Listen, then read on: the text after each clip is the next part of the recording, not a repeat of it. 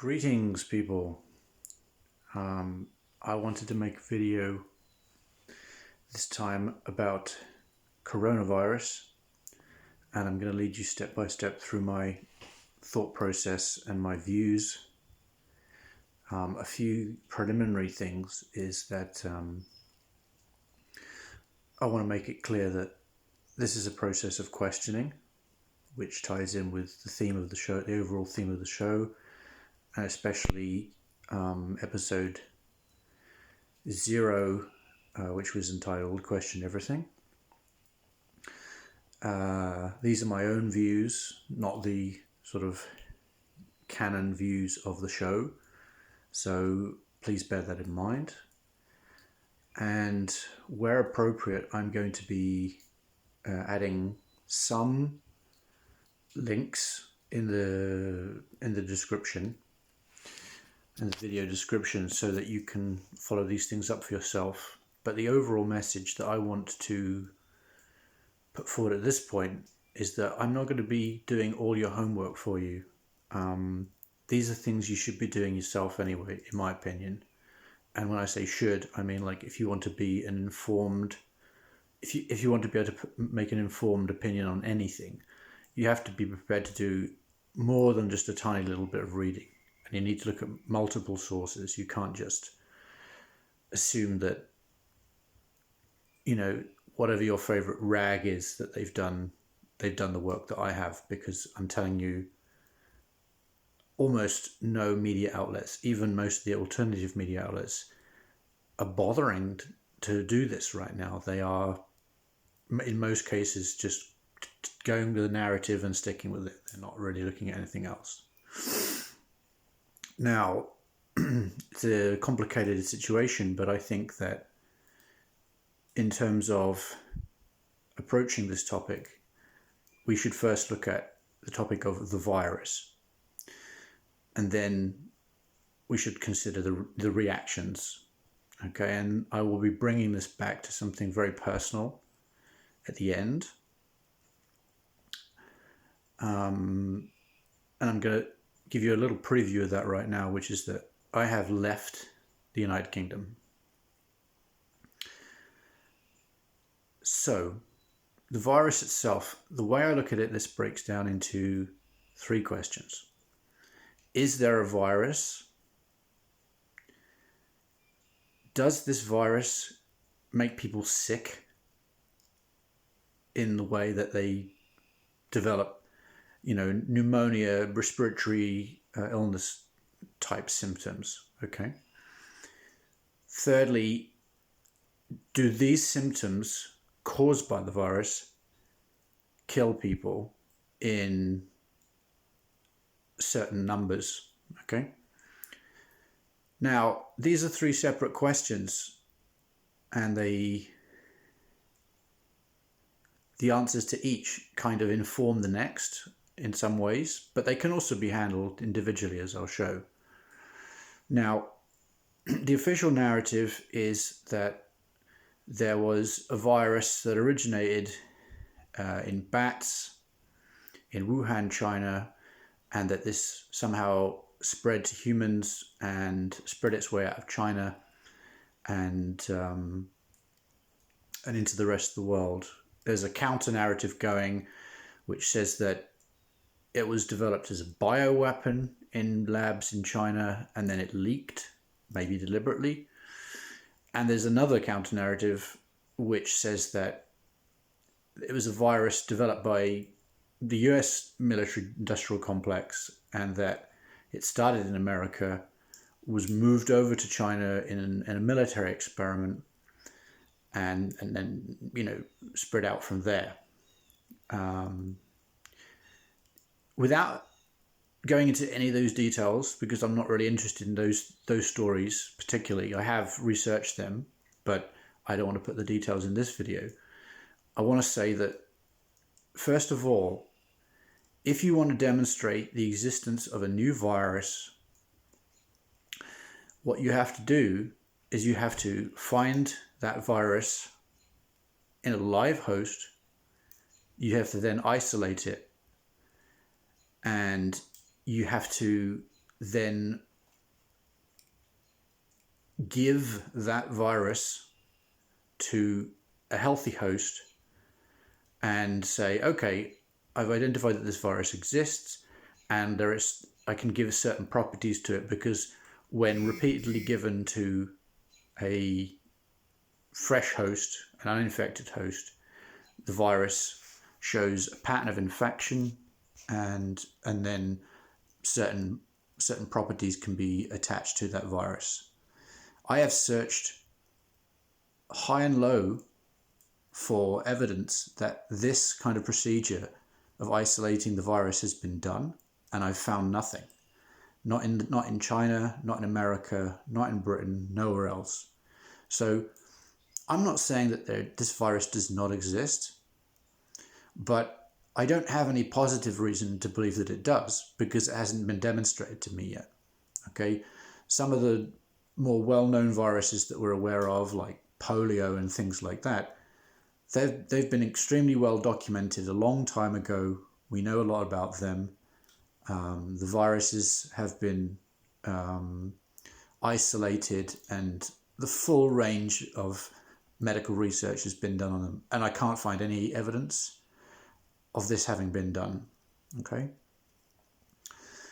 The second question, I think, is the most important one, which is, does the virus make people sick? Now, this, I think, centers around the question of testing. And in general, I think people have bought into a narrative pushed by the media that there exists a test that can show, oh, you have the virus and you're infected, and you're lucky if you don't develop symptoms, and you can pass it on. And other people in, risk groups, because even the mainstream narrative says that this virus affects different people in different ways, will develop, worse symptoms. And these are severe respiratory illness, pneumonia type symptoms. Okay. So does this virus make people sick? Well, the first thing to note is that there are basically 90 something percent, I forget the exact figure, I can trace that, of these tests are one of two kinds. Okay, two kinds of technologies. One is an antibody test, which basically looks for antibodies in your body, again, that match the signature of the virus itself. And I think it's worth noting at this point that until 1984, when the narrative of HIV and AIDS came into the public eye and was published and brought to awareness primarily in America, the sort of long-standing wisdom was that if you had antibodies for a given pathogen in your body, it meant that you had fought this disease, you'd fought this baddie off. Okay. So as a child, I had tests when I went to like middle school to see, oh, have you got the antibodies for measles and such things? And because I did have measles as a child, these tests for me came back positive. Yep, he's got the antibodies. He's had the illness. He's fought it off as a young child, and I basically can't get it now because my body has developed the antibodies for measles. Okay. So this was long-standing wisdom and was applied widely throughout the Western world for a really long time, based on a scientific tradition which stretched back basically 100 years. And this antibody idea was, if you have the antibodies, you're okay. You're not infected, and you're not infectious. Okay. with the arrival of the HIV scenario in 1984, this position completely reversed. The narrative then became, if you have antibodies for this pathogen, you are infected and you are infectious, which is an important thing to note, because rarely does science change overnight, and rarely does it completely reverse its position. And if it does so, it needs in itself an incredible amount of literature to back this up. And I'm telling you, that has never been done. You can go ahead and research that for yourself if you like, if you don't believe me, but that's basically the situation with antibody testing. The second thing about antibody testing is that with some pathogens which have larger families, such as coronavirus type viruses, the tests themselves suffer a lot from the inaccuracy caused by cross-reactivity, which means that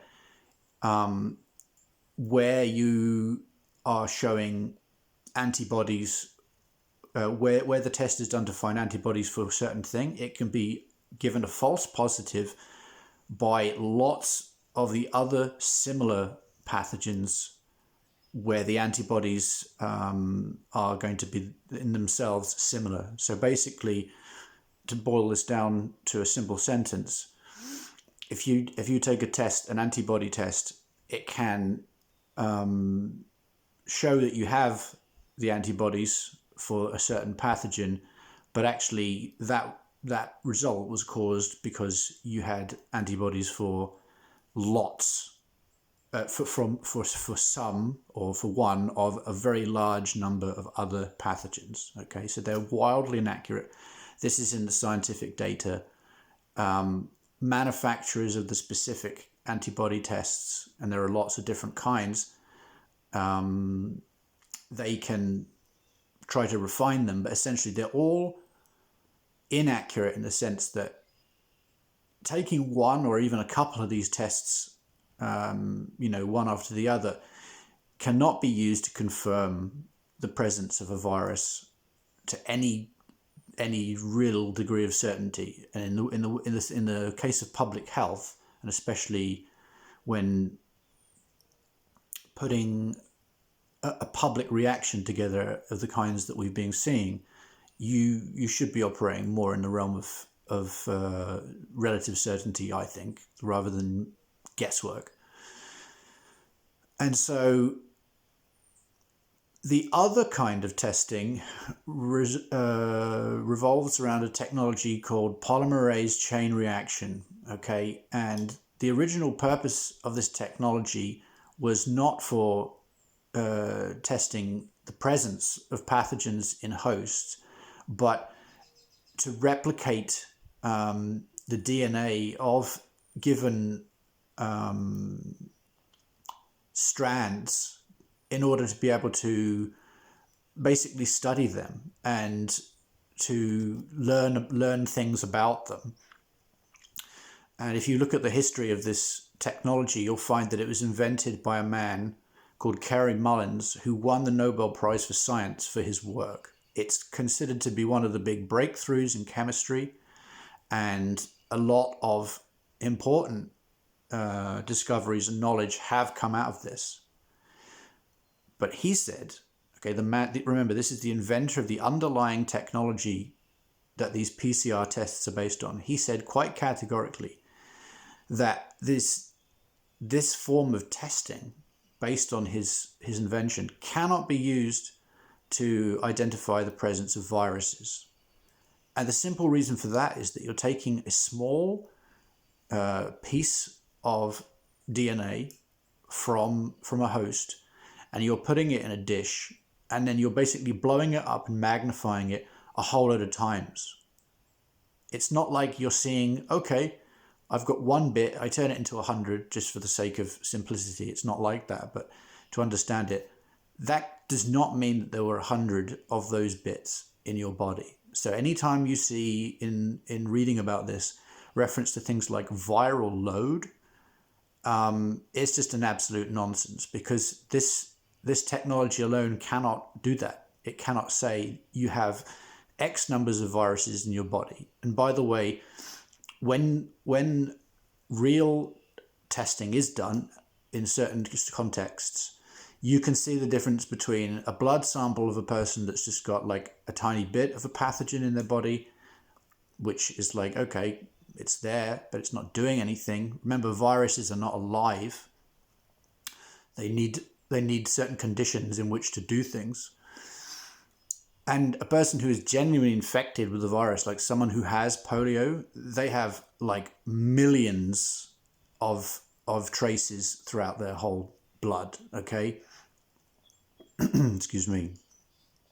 So the idea of a simple viral load test is just a myth. And you can search this and you will find that all of the test kits that are going around are using one of these two technologies, and the vast majority of them, some are using other forms which are pretty undocumented, and there's no reason to suppose they would work. But I wanted to explain how you could actually use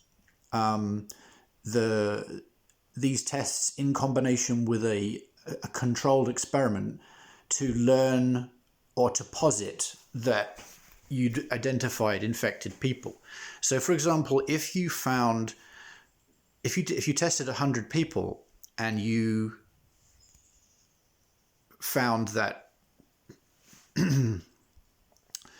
you believe there to be a substantial amount of pathogen in, let's say, patients 17, 43, 85, and 96. These four people stood out from the rest as having what you believe to be a certain viral load.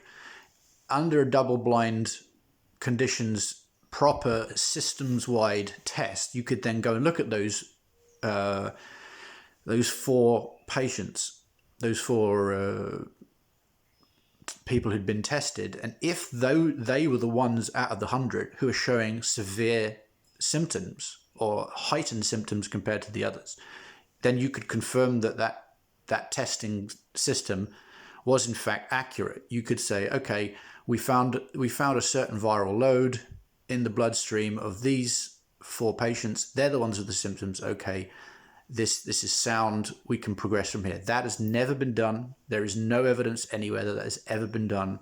And to assume that this is a kind of logical process that's already been put in place is just simply a surrender to authority and a gullibility that, to me, just beggars belief. If there's any thinking individual, they would want to check these kinds of things.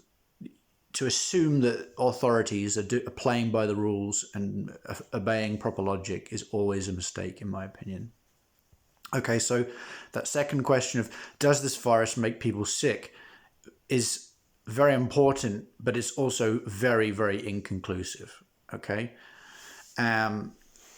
When we look at the third and final question of does it kill people? Is infection of this pathogen killing people? There's not really any evidence for that either. Reason being that even in the so-called hotspots where lots of people have died of something, the people themselves, the authorities themselves in those situations, the medical authorities, I mean, are concluding that they cannot confirm a single patient has actually died as a result of infection from this virus. They haven't been able to do that. In Italy, when they published their interim report like a week or so ago, maybe a couple of weeks ago, I will find that report and put that in the description. They basically said of the thousands of people that had died, 99% of them had underlying severe health conditions.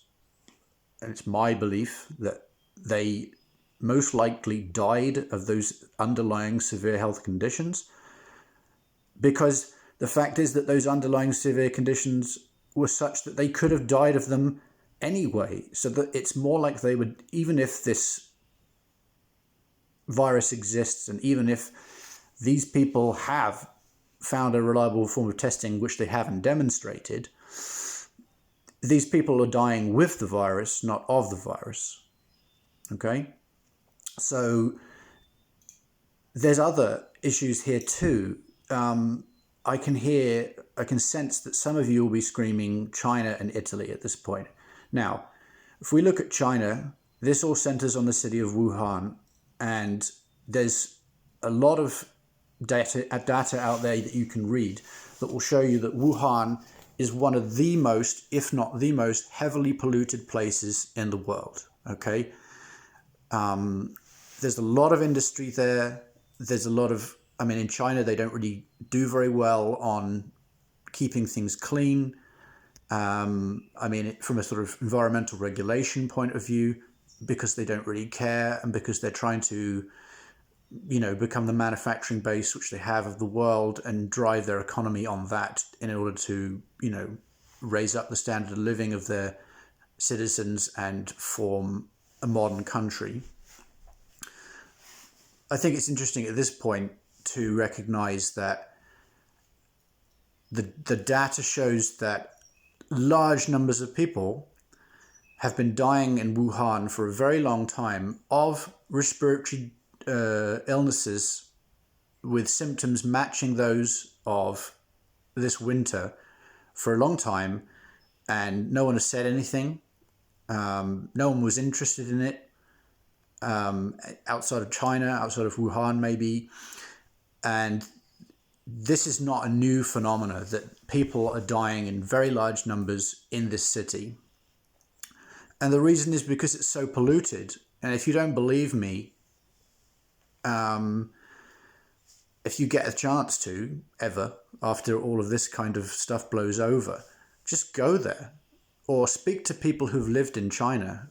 I might make a separate video myself about my life in China, but I had all kinds of illnesses and I couldn't even locate the cause of them. I had an air purifier in my room and I was wearing the best mask that money can buy when I went outside, and still I had all kinds of horrible symptoms. And when I left China and returned to England, after 2 weeks, they were all gone. Okay, they were all gone. I got better because I wasn't living in a polluted shithole anymore. So think about it. Think about this extra fact that in Wuhan, because things had become so bad, people were actually protesting this. Now think about how much bravery and desperation you have to be an environmental protester in China, where they have execution vans, and if they don't like what you're doing or they consider it to be, against the state, counter-revolutionary, all the rest of it, they'll just snatch you off the streets, haul you off, put you in a van, kill you, harvest your organs, and just disappear you from existence. Okay, so these people know these risks. If you ever meet Chinese people abroad, when they're abroad, they're very, very reluctant to talk about what's going on in their country and their government, unless they've claimed asylum and they're actual dissidents in exile or whatever. And to criticize their government openly is very, very risky for them. And to do that in China is basically suicidal. But there's been a lot of families who have had horrific things happen to them, and they've lost children due to these kinds of illnesses. They're living in this filth and they can see it. It's all around them, and they've had enough. And as humans, they're like, okay, I want to do something. I'm gonna appeal to something to get this changed, and it hasn't been changed. So if you are to ask me why are there large numbers of people that died in Wuhan over the winter months, I'm telling you that in the winter the pollution is so bad, because I lived in China over the winter in another very polluted city, that all kinds of nasty diseases, including heavy respiratory illnesses, are rife, and people are dying in huge numbers from them every year and have been for a long time. So this is nothing new. This brings us onto the subject of Italy. And In Italy, the situation seems to be, from all the research that I've done and reading the reports of the medical authorities, I'm not going on, my sources are not to go on some wild hypothetical speculation, but to look at the actual data that's been gathered. What seems to have happened is that there were lots of old people in hospital with the same kind of symptoms that they would ordinarily have from all the sort of pre-existing epidemics that go around of seasonal flu. Also, Italy had a lot of migrants from countries with latent tuberculosis, where the hosts themselves didn't have symptoms, but then they brought it to those shores. Infected people. Tuberculosis is an extremely nasty respiratory illness, and the hospitals are suddenly full of old people. Now, the numbers are not such that this is completely different to previous years. It's just slightly higher. Presumably, it's a bad year, plus there's this latent tuberculosis problem that they've had, and so you've got a whole load of people in hospital. But by this time, propaganda had been distributed that a virus existed that could be passed person to person, infect everybody, and the testing had begun. So then you've got a whole lot of people of middle age and young age being tested, it being decided that they have tested positive for this virus, and now they're being dealt with in hospital as well. Italy has a single buyer socialized medicine system, which is very poor in comparison with some others.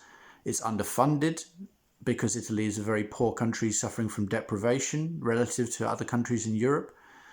And it's suddenly flooded with more people than it can handle. And there is no question that the doctors, this is stated very plainly, the doctors were making decisions about who to treat because they couldn't treat everybody. And they basically they said, we're going to prioritize the younger people because they have more life ahead of them.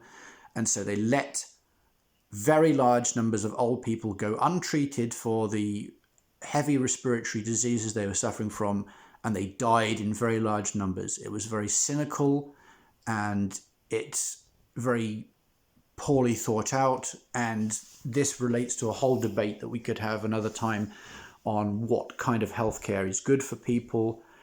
I'm not a supporter of the American style insurance system. I think that's the worst in the world. However, I've lived my whole life. I'm English. I've many times used and talked to people who have used the single buyer socialized medicine system in England, which is called the National Health Service. And I know I am very, very keenly aware as a critic and writer of lots of the problems that they have with that. And believe it or not, contrary to what politicians in America and England would have you believe, those are not the only two choices. There are other systems, some of which are free market, some of which blend free market with a kind of safety net kind of system. And they work very well. And there are many countries that have those systems that, would be a lot better able to deal with the kind of thing that Italy went through. So hopefully that gives you some idea that there's a lot of doubt in this official narrative, to say the least, and that the disease itself has not been the virus itself has not been demonstrated to be isolated and to be a new novel virus which is going to be infecting anybody, and the properties of infection have not been demonstrated. There's almost no evidence at all that this virus makes people sick, and as I've explained, a lot of the nearly all the people who have died were very, very old with underlying health problems. The people that were younger, you see these people, a 27-year-old person died, they had severe asthma and were already in the intensive care unit, things like that. So be very careful of the information that you're receiving. And when you look at deaths, be very, very wary. There's two issues there. The data show number of cases, and that basically means this person is considered to have the virus, which doesn't always depend on testing. They're actually diagnosing people as being infected, sometimes without the test. The tests themselves are wildly inaccurate, and the death numbers lots of people are being lumped into these figures, which really shouldn't be there at all, and it's all being done to scare you. And I will come on to this in the second video when I talk about reactions, but this is the situation as I can see it vis-a-vis the virus. If you have any alternative viewpoints, sources of data that you would like me to look at or just bring into this discussion, I would happily look at those.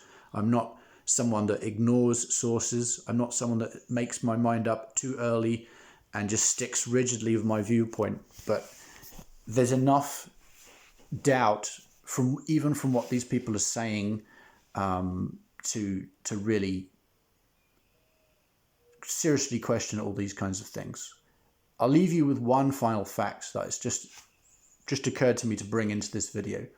That a few weeks ago, Dr. Fauci of the CDC was a co-author of a paper that admitted, and this is after what happened in Wuhan and when there was stuff going on in Italy too, that admitted that the coronavirus, which, as I said itself, has not been isolated or proven to be isolated, was less dangerous than seasonal flu.